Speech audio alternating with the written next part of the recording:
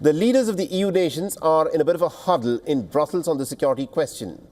An emergency EU meeting and also a special council on defence is underway, and it comes as French President Emmanuel Macron has warned that the continent is what he calls at a turning point in history.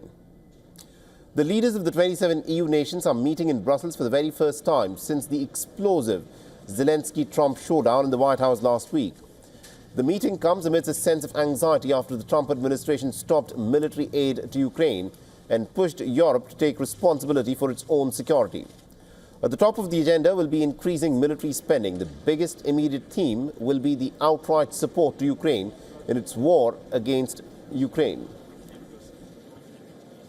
Big appreciation. We are very thankful that we are not alone, and these are not just words, we feel it. It's very important. You made a strong signal to Ukrainian people, to Ukrainian warriors, to civilians, to all our families, and it's great that we are not alone. We feel it and we know it. Thank you so much for everything.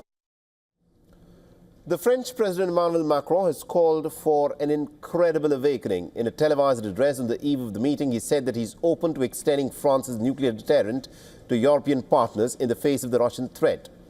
Macron also reiterated the possibility of sending European troops to Ukraine to enforce a peace deal. Now, Paris has said that it will share its intel capabilities with Ukraine after the US cut them off. Now, there is stress on the idea that a peace deal that Trump advocates cannot mean surrender. Nous devons continuer d'aider les Ukrainiens à résister. We must continue to help the Ukrainians resist until they can negotiate a solid peace with Russia for themselves and for all of us. That's why the road to peace can't involve abandoning Ukraine. Quite the contrary. Peace cannot be achieved at any price and under Russian diktat. Peace cannot be Ukraine's capitulation. It cannot be its collapse, nor can it mean a fragile ceasefire. Elle ne peut pas être son effondrement.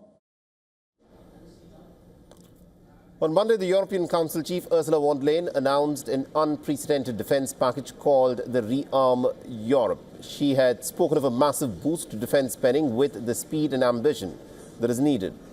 The Kremlin has hit out the meeting. Defence Minister Sergei Lavrov has warned that European peacekeepers in Ukraine will be viewed as official NATO involvement in the war. He's also termed Macron's speech to be extremely confrontational, saying that it indicted that France was pretty keen on continuing the war. For all the latest news, download the WION app and subscribe to our YouTube channel.